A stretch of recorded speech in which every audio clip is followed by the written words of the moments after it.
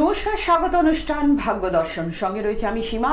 আর ভাগ্য দর্শন অনুষ্ঠানে আজকে আমরা পেয়ে গেছি সেই বিশেষ মানুষটিকে, যিনি কথায় নয় কাজে প্রমাণ করেন। সেই মানুষটি হচ্ছেন রণজিৎ শাস্ত্রী আদি, যিনি একাধারে জ্যোতিষতান্ত্রিক, হোরাতন্ত্রবিদ, জ্যোতিষ মহাসাগর। দাদাকে আজকে যখন আমরা আজকে আমাদের অনুষ্ঠান পেয়েছি, অনেক অজানা তথ্য জানবো।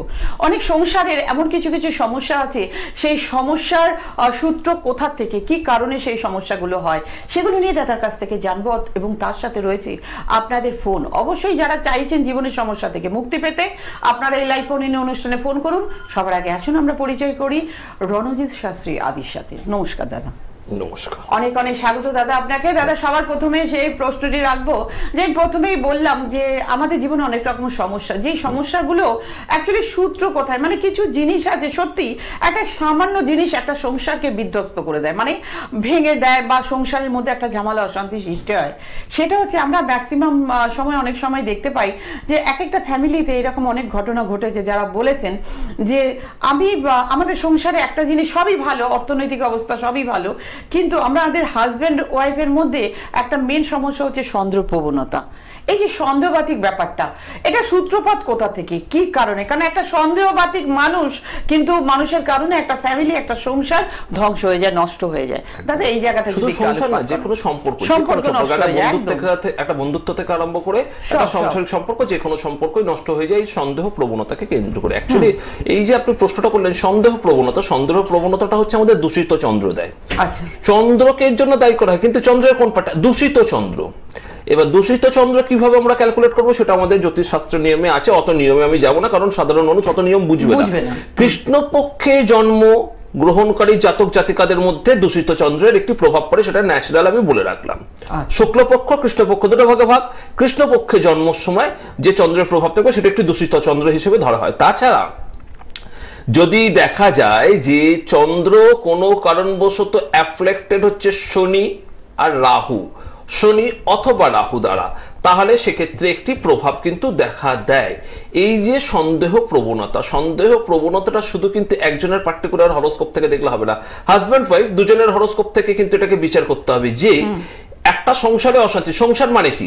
সংসার মানে স্বামী আর স্ত্রী, কিংবা দুটো বন্ধু, বন্ধু এ বন্ধু বি, দুজন মিলে একটি বন্ধুত্বের সম্পর্ক। সংসার হচ্ছে স্বামী স্ত্রীর সম্পর্ক, স্বামী স্ত্রী মিলে হচ্ছে স্বামী স্ত্রীর সম্পর্ক, মা ছেলে দুটো মিলে হচ্ছে মা ছেলের সম্পর্ক। দেখা গেছে কিছু কিছু ক্ষেত্রে গোচরস্থ পাপ গ্রহ যখন মোশন অফ ট্রানজিটে মা অথবা ছেলের, মায়ের ক্ষেত্রে হলে পঞ্চম ভাব আর ছেলের ক্ষেত্রে হলো চতুর্থ ভাবে তার দৃষ্টি দিচ্ছে, এবং মা সেই গ্রহের দশা অন্তর্দশা পাচ্ছে, তখন সেক্ষেত্রে কিন্তু একটি সন্দেহ প্রবণতা হঠাৎ করে তৈরি হয়। যে মা ছেলেকে সন্দেহ করছে যে ছেলে বোধহয় সমস্ত সম্পত্তিটা অগোচরে আমার নামে লিখিয়ে নিচ্ছে। হাজব্যান্ডের ক্ষেত্রে সেম থিওরি অ্যাপ্লাই করলে হবে। হাজব্যান্ডের ক্ষেত্রে দেখা যাচ্ছে যে আস্তে আস্তে যে হাজব্যান্ড একটা অফিসিয়াল ফোনে কারোর সাথে হয়তো কথা বলছে, একটু সাইডে গিয়ে স্ত্রী সন্দেহ করছে যে এটি হয়তো অন্য কারোর সাথে কথা বলছে, আমার পেছনে একটি গোপন হয়তো কোনো সম্পর্ক তৈরি হয়েছে যে জন্য কথা বলছে। মানে সন্দেহ প্রবণতা অ্যাকচুয়ালি কিন্তু মূল কারক হচ্ছে কিন্তু চন্দ্র, আর সেই চন্দ্র হচ্ছে দূষিত যদি থাকে তাহলে মনের মধ্যে সন্দেহ প্রবণতা আসবে। এবার তার সাথে সাথে দেখতে হবে যদি গ্রহযোগ কিছু ফল দেয় তাহলে সেই সংসার কিন্তু ভেঙে যাবে, কিছু কিছু ক্ষেত্রে ডিভোর্সে যাবে, কিছু কিছু ক্ষেত্রে সেটা আইনের কাঠগড়ায় দাঁড় করানো হবে, কেস ফাইল হয়ে একটা কেচ্চা কেলেঙ্কারি হয়ে সেটা যাবে। কিন্তু সেগুলো পার্টিকুলার হরোস্কোপ সেগুলো জায়গায় দেখে। আবার ছেলের ক্ষেত্রে হলে বেশিরভাগ ক্ষেত্রে দেখা যায় ছেলেরা তেজ করে ঘর ছেড়ে বেরিয়ে যাচ্ছে, মায়ের সন্দেহ প্রবণতা আসছে, ছেলের প্রতি ট্রাস্ট হারিয়ে ফেলছে, ছেলের থেকে পাশের বাড়ির ছেলেটিকে বেশি প্রায়োরিটি দিয়ে দিচ্ছে মা। দেখা যাচ্ছে ছেলের হাতে ওষুধ খাচ্ছে না, পাশের বাড়ির ছেলেটিকে মেয়েটিকে দিয়ে ওষুধ আনাচ্ছে। এরকম একটা ঘটনা কিন্তু আমি প্রায়শই এরকম কেসগুলো কিন্তু দেখতে পাচ্ছি যে সময়ের সাথে সাথে জ্যোতিষের জায়গাটা পরিবর্তন হচ্ছে, মানুষের মানসিকতায় পরিবর্তন হচ্ছে, এবং দীর্ঘদিন ধরে জ্যোতিষের মধ্যে থাকতে থাকতে এটা দেখা যাচ্ছে যে সন্দেহ প্রবণতার জায়গাটা কতদূর বাড়ছে এবং দূষিত চন্দ্রের জন্য তাকে প্রভাব করছে। আমার মনে হয় ফোনের মধ্যে অনেক দেখে নেব কে আছেন। হ্যালো, হ্যাঁ নমস্কার দাদা, কে বলছেন, কোথা থেকে বলছেন? মালদা থেকে বলছেন। সঞ্জু রাজবংশী, তাই তো? ডেট অফ বার্থ বলুন। 12/4/2008। কার বিষয়ে জানতে চাইছেন? হ্যালো, আচ্ছা 12/4/2008, সময়টা বলবেন। ভোর 4:30। জন্মস্থান মালদহ। জন্মস্থান মালদা, তাই তো? সঞ্জু রাজবংশী। জন্মবার ছিল শনিবার, মীন লগ্ন মিথুন রাশি, তাই তো? জানো তো মীন লগ্ন মিথুন রাশি, দেখবে তোমার লগ্নের মধ্যে রবি বুধ শুক্র, আবার দেখে চন্দ্রের সাথে মঙ্গল, মানে ধৈর্যের খুব অভাব। চন্দ্র মঙ্গল শনি কেতু যেখানে বসে রয়েছে ষষ্ঠ ভাবে, শনি কেতু বসে রয়েছে, তার সাথে সাথে কি দেখা যাচ্ছে নবমপতি বসে রয়েছে কোথায়? নবমপতি বসে রয়েছে এদিকে চতুর্থে। তোমার মধ্যে কিন্তু পূর্ণ মাঙ্গলিক দোষ আছে, দ্বাদশে রাহু, কেরিয়ার গঠনের ক্ষেত্রে বাধা, কেরিয়ার তৈরি করতে পারছো না, খুব ফ্রাস্ট্রেটেড হয়ে রয়েছো। কি হ্যাঁ শুনছি না, জোরে বলো হ্যাঁটা, আমি যেমন জোরে কথা বলছি সেটা বলো। লাইভে আছো, তোমার হাজার হাজার লোক দেখছে, মিথ্যে বলে থাকলে বা ভুল বলে থাকলে সেটা তুমি আমাকে বলো যে আপনি ভুল বলছেন স্যার। কোনটা ভুল না ঠিক? কেন ঠিক বলছি সেটা দেখতে হবে। হরোস্কোপের মধ্যে তোমার হরোস্কোপ, এটা নরমাল, আমি তন্ত্র নিয়ম ছাড়া আমি জাস্ট হরোস্কোপ দেখছি। দ্বাদশে রাহু সর্বনাশের কারক, চন্দ্র মঙ্গল ধৈর্য নেই একদম, তোমার মধ্যে ফ্রাস্ট্রেটেড খুব তুমি, তার মধ্যে শনি কেতু, মানে এগুলো সব দিগ্গ্রহের যোগ। এর মধ্যে দেখা যাচ্ছে কি, আবার দেখুন রবির সঙ্গে শুক্র, দারিদ্র যোগের প্রভাব। তাহলে যদি এই বয়সের মধ্যে এই এতগুলো প্রভাব যদি প্রভাবিত করে, তার মধ্যে এখন গোচরে শনি এসে লগ্নে বসে রয়েছে, বৃহস্পতিটা চন্দ্রের সঙ্গে মঙ্গল যুক্ত হয়ে নেমে গেছে, তার মানে চন্দ্র মঙ্গল রাগের প্রবণতা কারো বাড়িয়ে দিচ্ছে, ধৈর্য কনফিডেন্স হারিয়ে ফেলছো। যদি দারিদ্র যোগের প্রতিকার করে ভাগ্যপতির সঠিক নিয়মে প্রতিকার না করো, তাহলে এই হরোস্কোপে কেরিয়ার গঠন করা খুব সমস্যা হবে। বোঝা গেল? তুমি যাই করছো তুমি তাতে সাফল্য পাচ্ছ না, পেছিয়ে আসছো, উল্টে 10 কদম যাওয়ার জায়গায় 8 কদম পেছিয়ে আসছো। তাই হচ্ছে তো? তো এই জায়গাটা প্রতিকারের ভীষণ দরকার, কিচ্ছু করার নেই। এই হরোস্কোপে সঠিক তন্ত্র নিয়মের প্রতিকার না করলে ভাই তুমি সফলতার মুখ দেখতে পারবে না। এটা হচ্ছে তোমার জন্মকালীন ছক, এই ছকেই তোমাকে দাঁড়িয়ে থাকতে হবে। বোঝা গেল? ভালো থেকো, সঙ্গে থাকো। নমস্কার দাদা, আমরা যেটা নিয়ে আলোচনা করছিলাম যে একজন সন্দেহ প্রবণতার ব্যক্তির জন্য একটা রিলেশন নষ্ট একদম। এই যে যেমন আমি এই সঞ্জু রাজবংশী চারটা থেকে এটা একটা উদাহরণ দিই, এখানেও একটা মানে জায়গা আছে চন্দ্রের সঙ্গে মঙ্গল। এই যে চন্দ্র মঙ্গল, এবার যে এই ছেলেটি যাকে বিয়ে করবে তার হরোস্কোপে যদি রবি চন্দ্র একসাথে থাকে, আচ্ছা রবি চন্দ্র যদি একসাথে থাকে, মানে সন্দেহ প্রবণতার কোথা থেকে আসছে দেখুন, ওখানে চন্দ্র অ্যাফ্লেক্টেড, এখানে কিন্তু মঙ্গলের সঙ্গে চন্দ্র অ্যাফ্লেক্টেড, পাপ গ্রহ। তার মানে চন্দ্র কিন্তু অলরেডি উভয়ের অ্যাফ্লেক্টেড, তার মানে একে অপরের সঙ্গে একটা ইগোর ব্যাপার আসবে। এই ইগোর মধ্যে কারোর যদি 4th হাউসের ওপর খারাপ গ্রহের প্রভাব পড়ে যায়, তখন সে কিন্তু একটু বাহ্যিক সম্পর্ক বা বাহ্যিক বন্ধুত্ব পাবে। সেই বন্ধুকে বেশি প্রায়োরিটি, আমি বলছি না খারাপ সম্পর্ক, আমি বলছি বন্ধু, ধরে নিলাম বন্ধুকে বেশি প্রায়োরিটি দিচ্ছে। তখন দেখা যাবে স্ত্রী ভাবছে যে নিশ্চয়ই ওই মেয়েটির সঙ্গে আমার হাজবেন্ডের কোন একটা সন্দেহ সম্পর্ক আছে। মানে আমরা যখন কোথাও কিছু একটা জায়গায় আটকে যাচ্ছি হরোস্কোপিক ভাবে, তখন একটা বাহ্যিক দিক থেকে সেই হরোস্কোপ কিন্তু একটা আমাদের যোগাযোগ দেবে।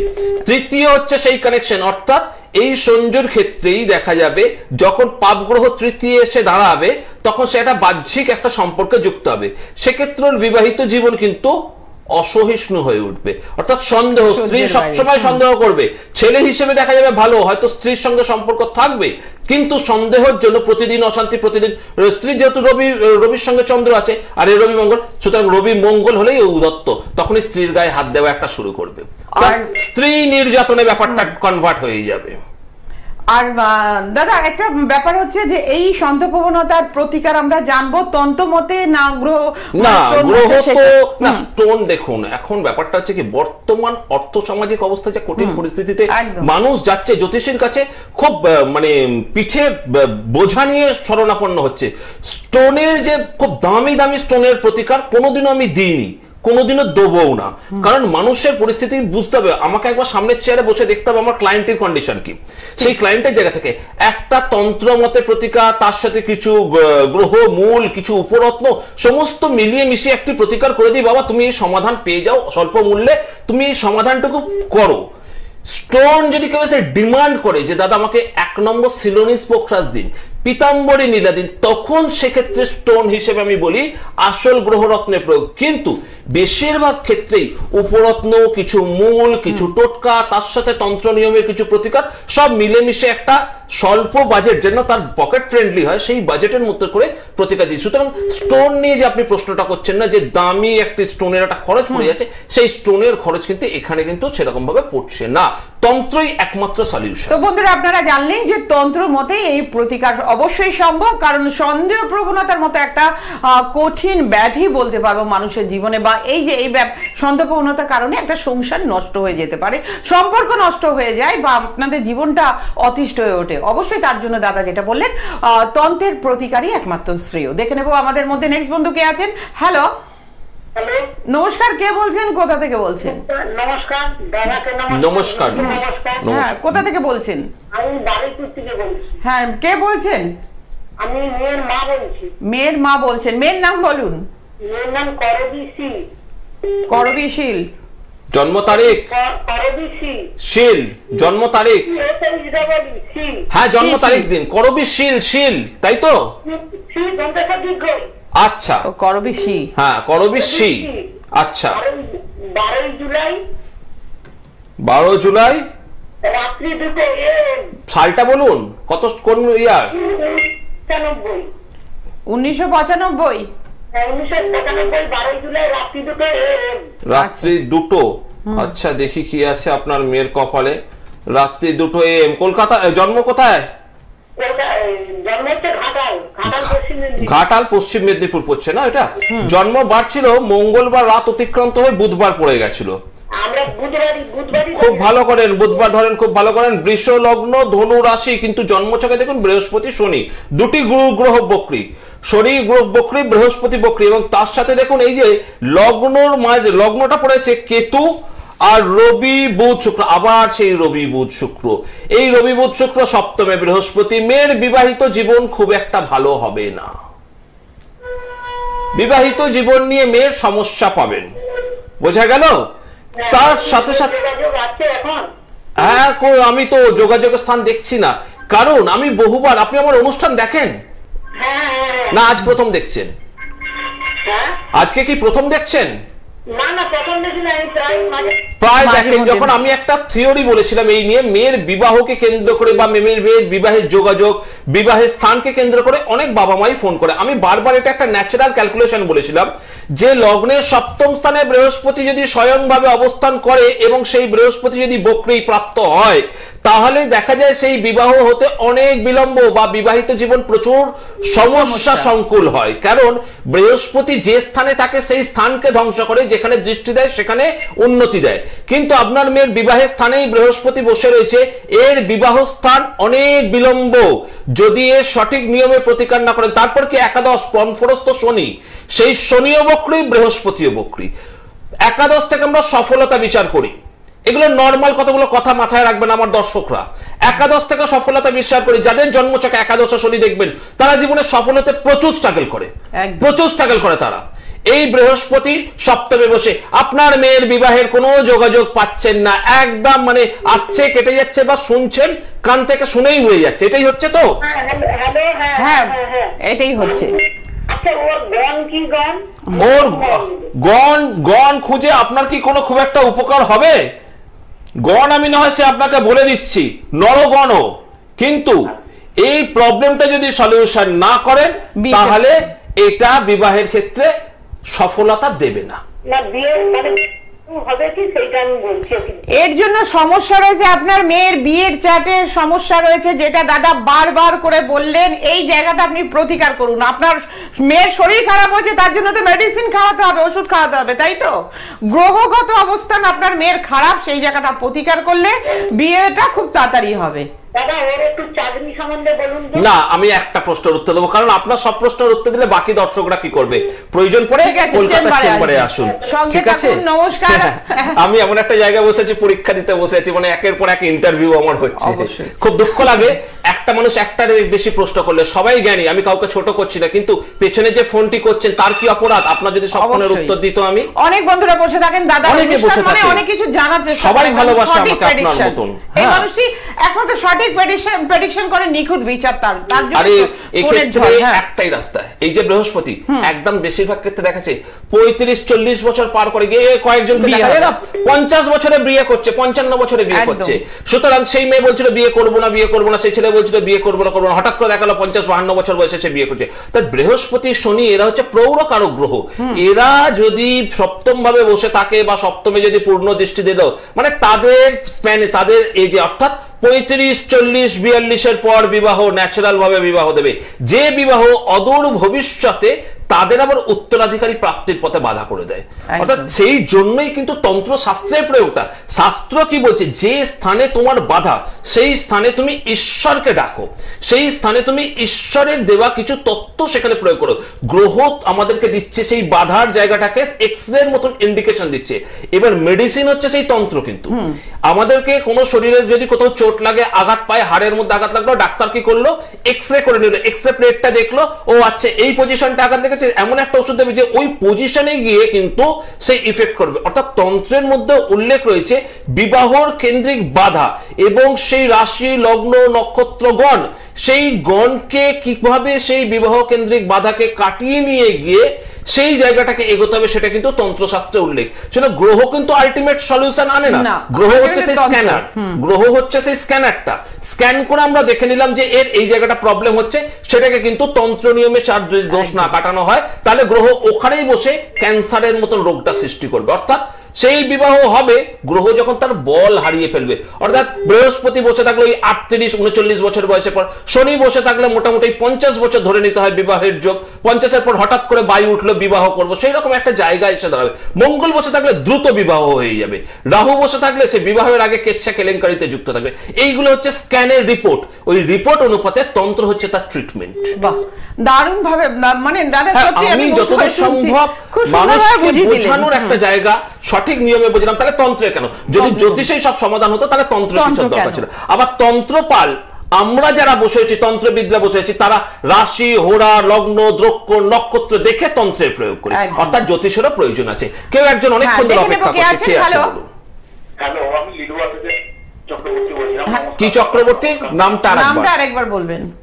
নাম হচ্ছে তন্ময় চক্রবর্তী। তন্ময় চক্রবর্তী। আপনার সম্বন্ধে জানবেন? আমার সম্বন্ধে ডেট অফ বার্থ বলুন। 14/12/1996। 14/12/1996 সময়টা বলবেন। সময় সকাল 6:25।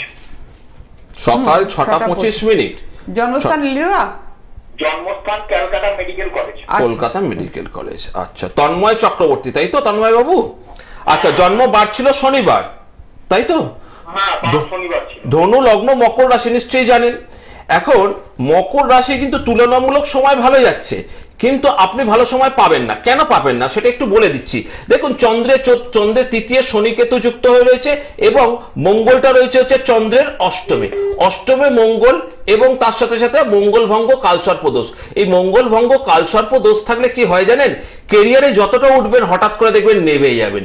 কিছুতেই কেরিয়ারটা আপনি তৈরি যে করতে পারেননি একদম তা না, কেরিয়ারটা কিছুটা তৈরি করেছেন, তারপর উঠতে পারছেন না। যেহেতু মঙ্গল ভঙ্গ, মঙ্গলটা আমাদের পুরুষ মানুষের ক্ষেত্রে কর্মের কারকতা দেয়। মঙ্গল সিংহ রাশিতে আছে, সেজন্য কেরিয়ার আপনি গঠন করেও সফলতাটা ঠিক ধরতে পারছেন না। এইরকম একটি জায়গায় এসে দাঁড়িয়ে রয়েছেন। মানে এটাই প্রশ্ন তো আপনার?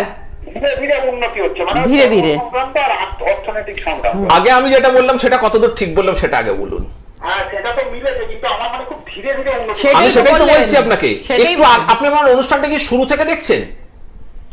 হ্যাঁ, আমি এইমাত্র টিভিটা চালানো হয়, কিন্তু দেখি আর কি, সময় করে উঠতে পারি না তো, বিভিন্ন কাজে লাইনটা পেয়ে গেলাম। একদম, আমি একটু আগে বলছি যে শনি আমাদেরকে কিন্তু স্লো মুভমেন্টের কারক। একাদশ শনি আমাদের ইমপ্রুভমেন্টটা স্লো করে। দেখুন, এই যে একটু আগেই আমি আপনাকে সেই জন্য বললাম যে চন্দ্রের তৃতীয় শনি আছে, এই তৃতীয় শনি আর এইদিকে মঙ্গলটা, মঙ্গল ভঙ্গ কালসর্প দোষ তো তার প্রভাব তো দেবে আপনাকে। হচ্ছে ডেভেলপমেন্ট, আপনাকে আমি প্রথমেই বলেছি আপনার কেরিয়ার ডেভেলপমেন্ট হচ্ছে, কিন্তু উন্নতির শিখরে পৌঁছাতে পারছেন না, খুব স্লো হয়ে যাচ্ছেন আপনি। যে গ্রোথটা আসা উচিত সেই গ্রোথ থেকে আপনি বঞ্চিত হয়ে যাচ্ছেন। ঠিক, এইটার প্রথম কাজ হচ্ছে শনি গ্রহ যেহেতু আপনার তৃতীয়, আপনাকে স্লো করে দিচ্ছে এবং আপনি একটু শারীরিক দিক থেকেও কষ্ট পাবেন, দেখবেন শরীরটা আপনার বসে যাচ্ছে। ঠিক আছে, তৃতীয় ভাব হচ্ছে আমাদের যোগাযোগের কারক, কানেকশনের কারক, সেগুলো স্লো, আপনার হেল্পিং হ্যান্ড গুলো পাবেন না। আর তার সাথে সাথে এই কালসর্প দোষের জন্য আপনার কেরিয়ারের জায়গাটা গ্রাফটা স্লো করছে।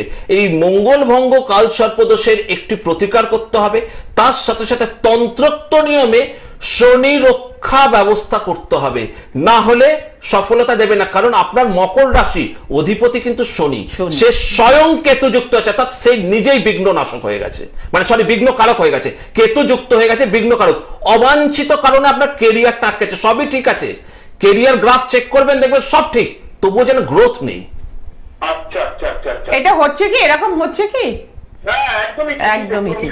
তো অবশ্যই তার জন্য দাদা যেটা গুছিয়ে বলেন কেন হচ্ছে, প্রতিকারের প্রয়োজন রয়েছে। একমাত্র প্রতিকার হচ্ছে তন্ত্রোক্ত প্রতিকার, তাছাড়া কোনো অপশন নেই, কোনো পাথরে এখানে সলিউশন হবে না। দামি রত্ন আপনি যত দামি পড়েন, কেউ বলবে আপনাকে পোখরাজ পরে নিতে, ঠিক আছে, কেউ বলবে রক্তপলা পরে নিতে, এ পোখরাজ রক্তপলার কাজ নয়, পোখরাজ রক্তপলার কাজ নয়, ফালতু পয়সা নষ্ট করবে। অবশ্যই আমি অ্যাড্রেসটা বলে দিচ্ছি, আপনি লিলিয়ায় থাকেন, আপনি কলকাতা হাতিবাগানে ওনাকে পাচ্ছেন, আমি বলে দিচ্ছি, আপনি ফোন নাম্বারটা একটু বুকিং করে নিন, সঙ্গে থাকুন। নমস্কার।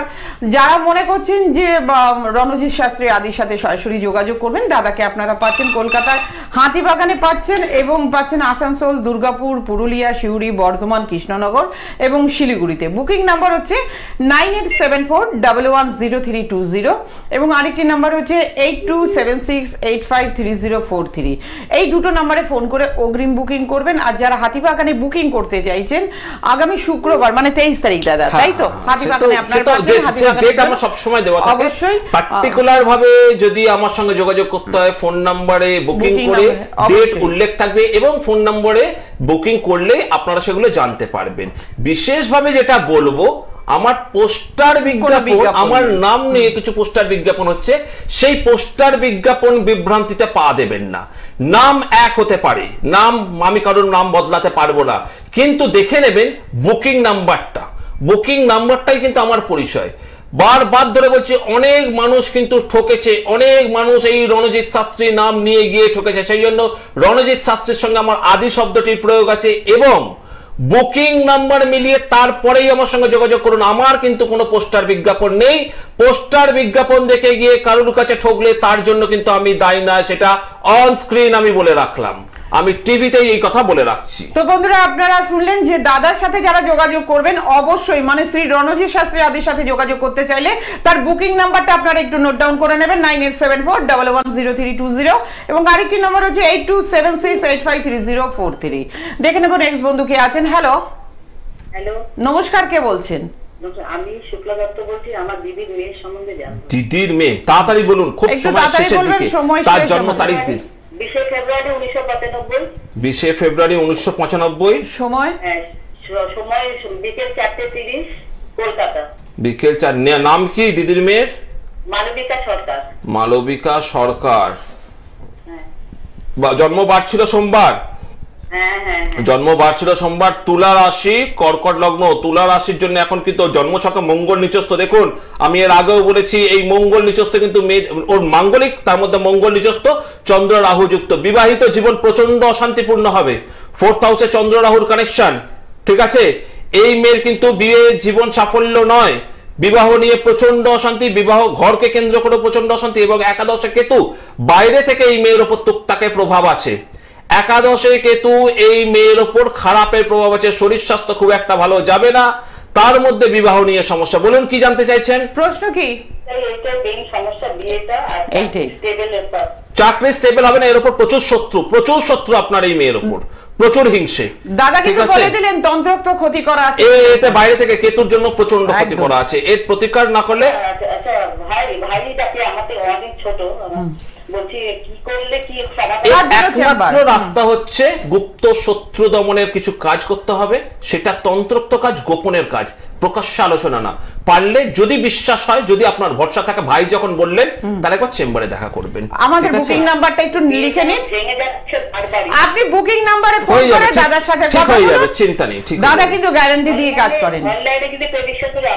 আপনি ফোন করবেন, আমরা বলে দেবো, ঠিক আছে। আপনি নাম্বারে ফোন করুন, অনলাইনে প্রেডিকশন সমস্ত কিছু বলবেন, অনলাইনে আমি স্যারের সঙ্গে কথা বলেছি বা ভাইয়ের সাথে কথা বলেছি, অনলাইনে আমি দেখাতে চাই বলে একটু নাম লিখিয়ে রাখবেন, সেরকম সিস্টেম বলে দেওয়া হবে, ঠিক আছে। সঙ্গে ভালো থাকুন, হবে হবে হবে হবে। আমার যাবো এই 6 মাস হলো মারা গেছে, মেয়ের শোকে শোকে। হবে হবে হবে হবে দাদা হবে, যখন কথা দিলাম, বলছেন হবে। অবশ্যই গ্যারান্টি দিয়ে দাদা কাজ করেন। সঙ্গে থাকুন। নমস্কার। আমাদের অনুষ্ঠান এখানেই শেষ করতে হচ্ছে।